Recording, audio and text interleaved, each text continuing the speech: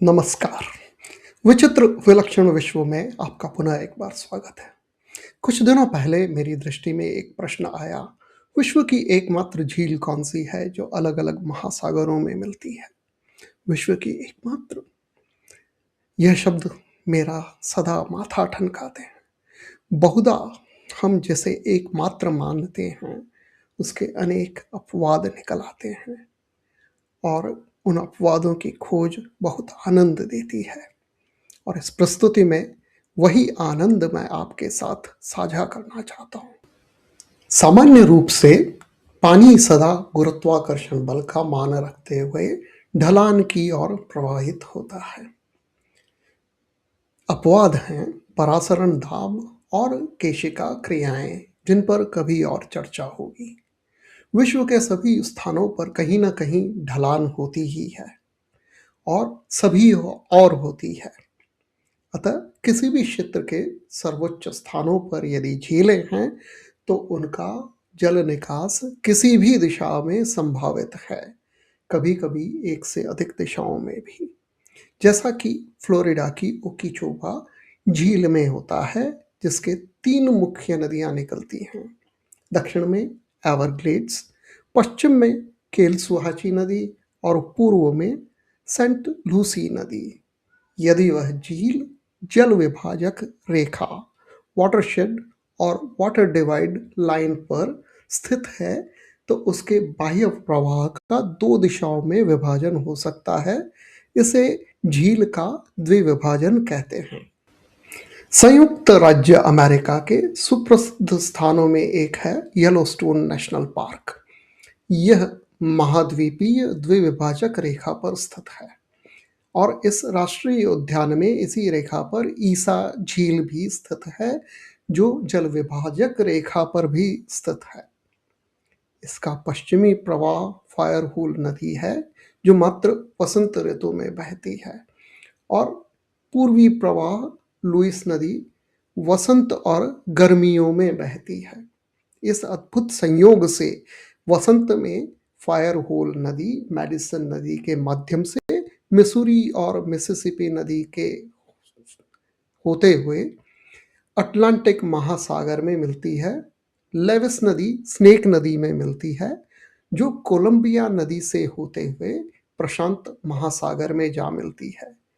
इसे लोग बहुधा एकमात्र द्विमहासागर प्रवाह वाली झील समझ लेते हैं।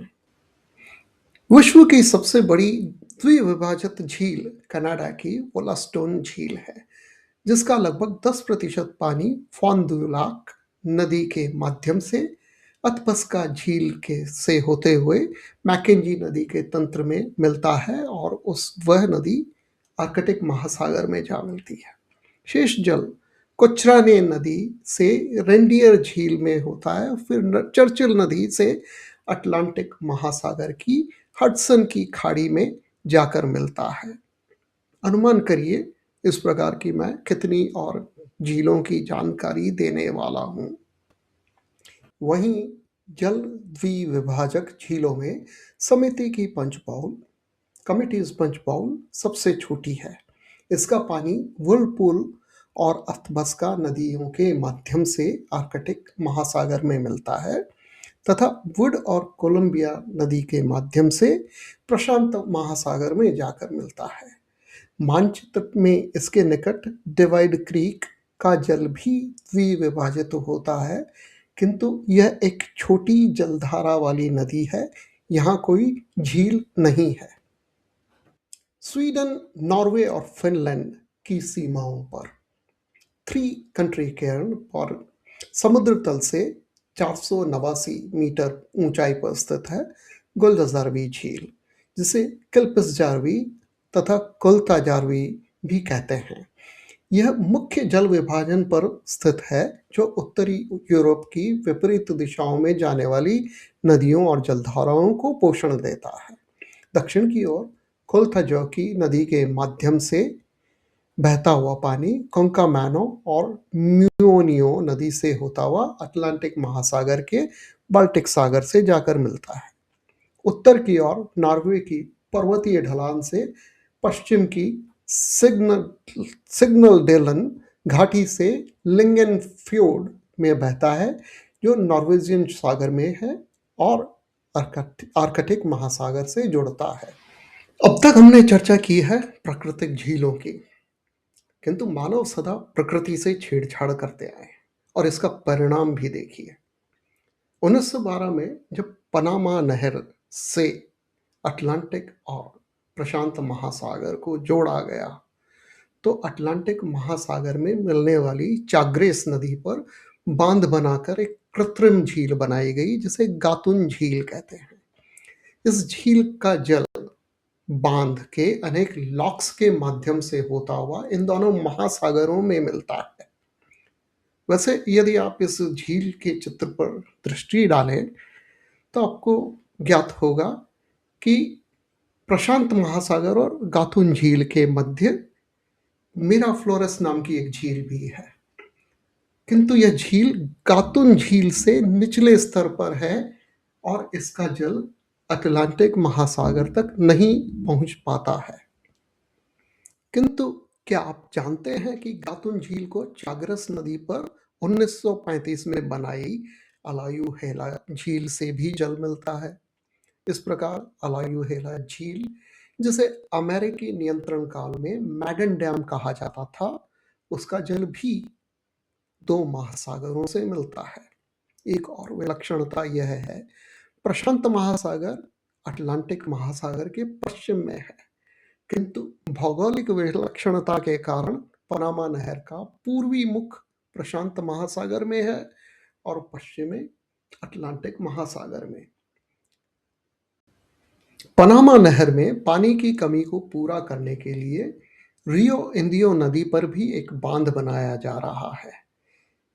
यह नदी अभी कैरेबियन सागर अटलांटिक महासागर में मिलती है, किंतु इस पर बना बांध अब पनामा नहर के माध्यम से 2 महासागरों में जाकर मिलेगा।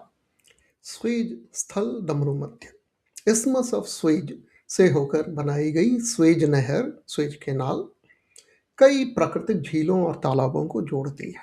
उत्तर से दक्षिण की ओर ये हैं मंजाला, लेक तिम्सा, बृहद खारी झील, ग्रेट बिटर लेक, लघु खारी झील, लिटिल बिटर लेक। ये बड़ी झीलें हैं। ये झीलें नहर में आवागमन करने वाले जहाज़ों, पोतों के लिए एक प्राकृतिक मार्ग का निर्माण करती हैं। भौगोलिक रूप से भूमध्य सागर अटलांटिक महासागर का भाग है और लाल सागर हिंद महासागर का। अतः इन झीलों का भी 2 महासागरों से मिलन होता है।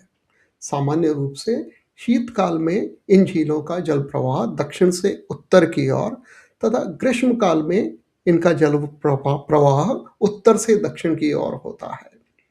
दैनिक ज्वार भाटा के साथ इनके जल प्रवाह की दिशा भी प्रभावित हो सकती है। इस प्रकार हम देखते हैं कि जल द्विविभाजन करने वाली अनेक झीलों में एक से कहीं अधिक ऐसे उदाहरण हैं जो झीलें 2 भिन्न महासागरों में जाकर अपना जल निकास करती हैं। अतः एकमात्र शब्द से सचेत रहें और संशय आपको अधिक ज्ञान की ओर ले जाएगा। जैसे किसी भी शुद्ध उत्पाद के एकमात्र विक्रेता के निकट ही अन्य उसी शुद्ध उत्पाद के एकमात्र विक्रेता भी मिल जाते हैं, वैसे ही ज्ञान को एकमात्र तक न छोड़ें। और यदि मुझसे कुछ छूट गया हो तो टिप्पणी कर अवश्य बताएं। आशा करता हूं कि आपको यह प्रस्तुति पसंद आई होगी। इसे सराहिए, लाइक करिए, साझा करिए, शेयर करिए, टिप्पणी करिए, कमेंट करिए, इस स्पेस का अनुकरण करिए, फॉलो करिए और आपका बहुत बहुत आभार व्यक्त करता हूं।